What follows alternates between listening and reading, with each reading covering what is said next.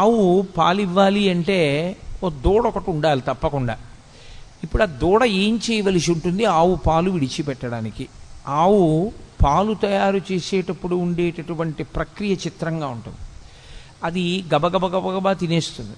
ఈ నూతిగట్టు మీద, చెరువు గట్టు మీద, నదిగట్టు మీద ఉండే పసరిక గబగబా తిని తాను ఒక్క చోట కూర్చుని ఎంత ఆనందంతోటో నెమరవేస్తుంది.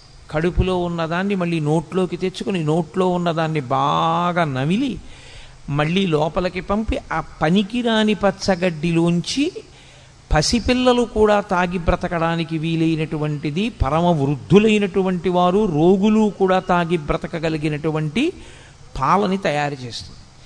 ఇంత గొప్ప పాలు కదా, పంచామృతములలో మొదటిది కదా. ఈ పాలతో శివలింగానికి అభిషేకం చేస్తే అంత మహాత్యం ఉంది కదా.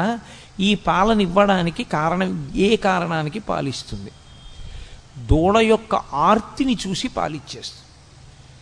ఆర్తితో ఉన్న దూడ, అమ్మా నీ వలన తప్ప నా జీవితం ఎలా ఉంది అని ఆర్తి పొందినటువంటి దూడ పరిగెత్తుకుంటూ వచ్చి దాని శిరములు నోట్లో పెట్టుకు చప్పరించి 2 గుద్దులు గుద్దగానే విడిచిపెట్టేస్తుంది పాలు. గురువుగారికి ఉండేటటువంటి లక్షణం ఏమిటంటే, శిష్యులు ఆర్తితో వచ్చి గురువుగారి 2 పాదములు పట్టుకుని, గురువుగారు మీరు తప్ప నాకెవరు దిక్కు అని అడగగానే చెప్పకుండా ఉండలేక లోపల దాచుకోకుండా చెప్పేస్తాడు గురువుగారు. కాబట్టి ఆవు పాలని విడిచిపెట్టడానికి దూడ ఎలా హేతు అవుతుందో, గురువు జ్ఞానబోధ చెయ్యడానికి ఆర్తి కలిగినటువంటి శిష్యుడు అలా కారణమవుతాడు.